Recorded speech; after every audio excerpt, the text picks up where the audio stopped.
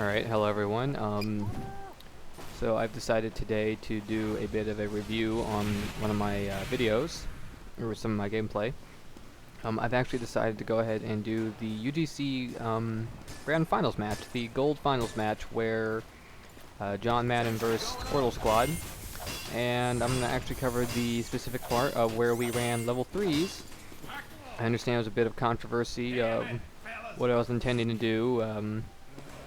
Not exactly clear to a lot of people, so decided to cover it a bit and give you guys a little bit of the method to the madness, what was going on. So normally we never played level 3s at, we never started level 3s for. We'd always play them at last, where you conventionally had level 3 built up. The reason for that being is, you know, at last that's conventionally where it's done, and then once you move forward, it's a waste of the gun, at least in my belief, so I'd always take it forward. I never actually built them forward like this. This is why I built in sewers. It was a passive location in case anything went wrong. And as it so happened, things did go wrong. So as you can see here, this was not a practice play since we had never started building forward anyway. And actually in a bit of a panic, this was not practiced. What you see here is actually the level 3 being played here at mid, where it's going to go up above sewer. Not a conventional play. Our team did not practice this. I kind of panicked and did this on a whim, actually. The reason that I chose above the sewer is it's the only location here in the map, or at least at mid, that the spy cannot physically stop the gun. You see the pyro spy checking it now. DJ did a very great job, but we weren't really conditioned to play the gun here. We hadn't practiced it at all. Our team wasn't meant, you know, to play around this. So for that reason is why I actually jumped this gun up to this spot. So you can see here I'm calling for a medic buff before I jump up, because this is going to take a lot of health. I want to make sure I'm not too lit so the spy can't pick me off at range while I'm moving this gun. Alright, so the gun sets up in this location. Another inadvertent benefit to this spot is the fact that the spot's high up. Height equals distance, distance equals spread. This means that, you know, stuff like Sigafu's classic tanking the heavy play in this situation is mostly irrelevant. As you can see, the heavy would not be able to get close enough to do adequate damage to even make it a threat that he could take this gun down. Now, as you can see here, since this is such a non-conventional play, my team doesn't really know how to play around it, and neither does their team. So you can see there that they lost their engineer, and they even lost their medic, because it was, see where I'm standing now is where their medic was trying to retreat. You know, nobody's ever seen this gun before. I mean, how are they supposed to know how to play around it, or, you know, what the sightlines are? Truth be told, even I really didn't. I was just trying to play the gun passively, but as you can see, there is an extreme power in non-conventional play. Teams practice. I mean, we scrim all the time, you know, several hours a week, and they condition themselves for the standard play. To break that is to break teams. If they don't know how to play around it, then, you know, scrims are for trial and error. In this type of situation, I'm breaking that down. UGC Gold Finals is not the time for trial and error. That is the time, you know, to set what you know into play and make sure you do it right. But, you know, it's a mind game. In the end, you know, always people focus on the DM and they focus on the meta. Following the meta, that is. But sometimes it's making your enemy their own worst enemy, to make them, you know, trial and error and panic and, you know, blunder a play. Because that's all it really takes to overturn a match, is not just outplay your enemy, but, you know, have them underplay themselves. And that's really what we went for in this. This is why we played the forward level 3 during this match. Our demo made the call to park the bus, and that's what we went for. And you'll see in a bit here, we're just basically holding. I'm putting the gun in a position the spy can't reach, since he could slide up the rock, but he can't reach this here physically. We're just playing this passively, and we're going to wait for our team to get a forward presence, and I'm going to move this gun up. So, I mean, right now, in the meantime, we're just kind of, I'm being passive. I'm a high priority target. I am playing much like a medic would. I need to stay back. I need to stay in a position to cover. The gun allows for that.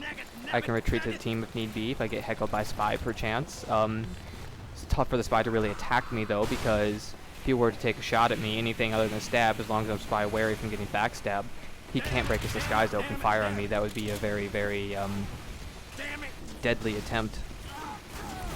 So it is true that you lose an engineer on the front line when you do this sort of play. But that being said, is you gain so many other passive benefits. I mean, generally in a 5CP, it's a tug of war. Each team goes into one another back and forth. But in this sort of play, what I do is, instead of making both sides a danger zone for their team and our team, I make ours a safe haven. I give us a safety net, that I like to call it. And that safety net allows us to retreat back and regroup. And sometimes it allows us to commit more forward, because we know that we need less numbers, so to speak, to hold back. Or, you know, it's okay, like say if our medic lost his combo classes, he can play by the gun and just heal off me. Whereas something else, he would be very fearful of getting bombed or flanked. But the gun in this type of situation makes it where they almost effectively have to Uber to ever get our medic down. Now this is the long-standing spot that we played at the 4th, where we stalled for the longest. The gun does go down, I believe, twice. The first time I moved the gun forward to play it at last. The call was made very late for me to do so. The problem with this is, I mean, this is not conventional play. I'd like to say that Squirtle Squad was conditioned to it as well as they could have been. But, I mean, we only played for the one season. I'm very sad that we will not be playing a second season. But as you can see, the call was made very late, and by the time I get this gun up, we are the only ones up. Had it been called earlier, I probably could have actually, you know, done the last of the chip damage, gotten it down. Once the gun was placed, there was no point in trying to retreat it. There's no way I could have gotten set up in time. I just played it as best as I possibly could have. It is what it is. So, as you can see here, they're trying to push back in. I was told to remain on wrench. I will respawn with it. And give it just a moment. There we are. So, as you'll see here is my dispenser's still actually up. It's damaged. You can hear the damage ticks or the beeps going on. And, you know, process being a 5CP map, it's not conditioned to level 3 play. So for that reason, you know, metal's scarce. And I took the opportunity. I seized the opportunity to grab that dispenser, and I'm going to use it to upgrade the sentry very, very quickly. I've chosen the sewer again for the same reason. It's ambiguous to 4th and mid. We can take it back to mid. We can hold our position there. They effectively had to use an Uber exchange to get in on it if they wanted to.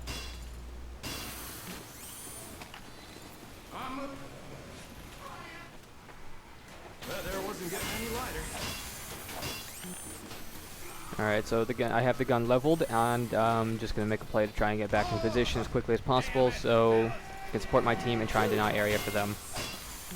So the reason that this gun is so very powerful is, as I spoke of earlier about the height equals distance equals spread, this type of gun location renders heavy moot. He has force spread on all of what he can play, so it makes him a very, you know, bad choice to Uber against this gun. Furthermore, the spy cannot physically stop the gun, making me a higher priority target, but that means that if I'm not down, the gun has a high survivability rate. The gun covers shutter, lobby, lower lobby, if they try aggressing out of choke, and rollout. This covers almost every vantage point they can make use of. They have almost nothing they can use on me. Playing where I am, all routes lead to commitment to that gun. As you can see here, they were able to get the gun down. Our team was mostly down. A lot of them were playing passive that were alive, so had they played a bit more forward, we might have been able to stop the spam. Either way, I mean, it delayed them significantly. In a regular 5CP game, you know, had I just been up with minis, they would have just steamrolled past it. They would have gotten this point, you know, absolutely no problem. The amount of time and energy they had to spend in getting that gun down allowed us to get our respawns and regroup and get forward. You know, since I'm still stuck on wrench, forward spawns allow us for, we cannot go back into them as an engineer on this. You know, can't hit resupply, change our loadout. I'm kind of committed. I've got the dispenser. We're still committed to parking this bus. I want to add another safety net for us. So I play the gun here. I'm forward. I'm committed at this point. It's very hard to say that I'd want to back out, play ambiguous to sewer. I would just make myself susceptible to spy in sewer at this point. My team's nearby. They're committed. The level 1 at this point serves about the same purpose as a mini would. You know, a passive mini playing on second. Alright, so the gun's just going to get leveled, and as soon as it's level 3, I'm going to jump back into position. So I make the play. I believe I called for medic on this one. I don't know if he gave me an arrow. I may just hit up the dispenser. Alright, so right here is we're stalling. So the situation with this is as I spoke earlier about teams being conditioned to the meta, they have no idea how to actually approach this because it's not conventional.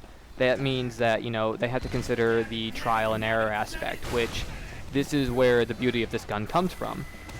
As you can see here, the demo is just trying to spam the gun. I mean, he's trying to get a blind angle on the gun and just spam it with stickies. I can use the Wrangler and just fire the stickies off. But the problem with this for them was, you know, they have to fight a two-front war. I'm playing left side, you know, basically on the point where they have to commit to this gun to commit to me, so that means they have to use an Uber. Standard 5 CP meta, you know, usually it's an Uber v Uber, your combo versus theirs, but I've split their attention to a two-front war that, you know, if they miss one of two targets, they've ultimately failed. To miss against me and get my combo still means that we can basically hold, and they've gained nothing by that Uber. To get me down but fail to get the combo means that they have 100% Uber advantage against them, and, you know, they've expended numbers, they're not prepped, they're out of position, their demo may need to reload, all sorts of problems that just come up from this. So in this situation, they realize this, and they're not sure what to do. So playing passive presents another dilemma. We have a safety net that we can play off just the same that they do. That's why people run level 3s at last. Running this one at 4th means that we can expend more numbers, play more aggressive, because we have the safety net. We can bring the fight to them, and we have less to lose. If we were to lose this complete setup, we might get pushed back to mid, you know, in a really dire situation, back to second. If they're to blunder, that means they're going to lose their last and lose this round. At this point, we were 1-0 in the second best of 3, so we had completed the first best of 3, 2-0, and we were 1-0 on the second one. The pressure was really on. At this point, I'm turning the enemy against themselves to panic, that they're damned if they do, damned if they don't. The situation has ultimately allowed us to cool our heads, wait for openings, wait for picks in our favor. If I'm to play passive, I'm, you know, a vital pick that they're going to have a very tough time getting, and they'd have to expend serious numbers on, which they can't afford to do given the situation that, you know, it's a two-front war, because they still have to worry about our combo pushing in just the same. While I do take away from our flank as a flank class, I take away, you know, potential DPS, Evan, the spy for Squirtle Squad, did a very remarkable job in what he did. Evan believed that in a higher level play that people are conditioned against spies, and he saw potential in spy as a DPS class, you know, using the dead ringer, using the revolver working much better at range than a shotgun, complementing like scout much better, because the scout can't do as much at range, whereas the revolver, you know, makes up for that, where a shotgun wouldn't, where I would just be slightly more area denial. I would complement the scout at short range, but we would both be incapable at long range.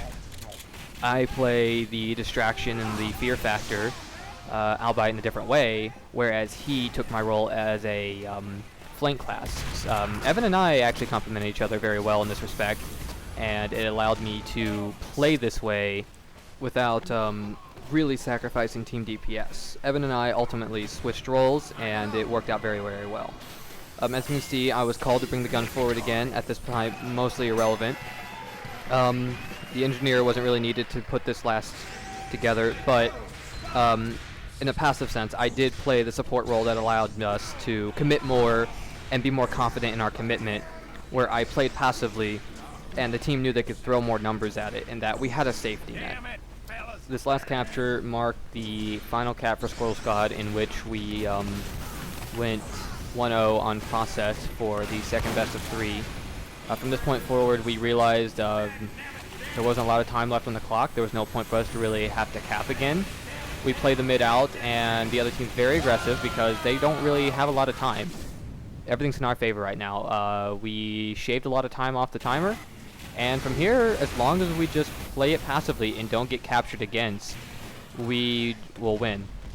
In this situation, if they cap against us, we'll be 1-1, and we'll have to go to a golden cap overtime.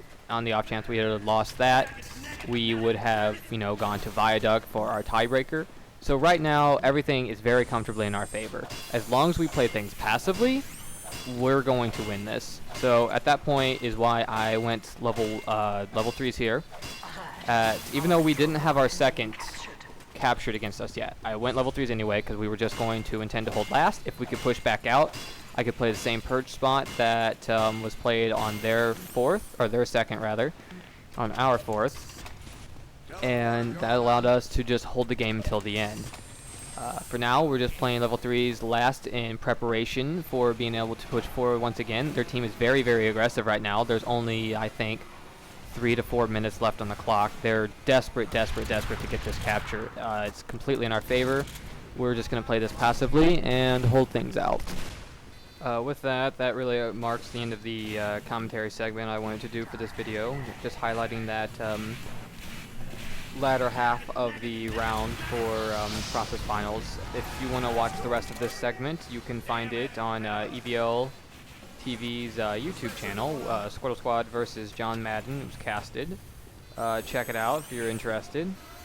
That being said, if you're just wondering how it ended, we ended up holding the last. My level 3 eventually goes down. I go mini sentries, and we just throw bodies on the point to make sure they don't cap.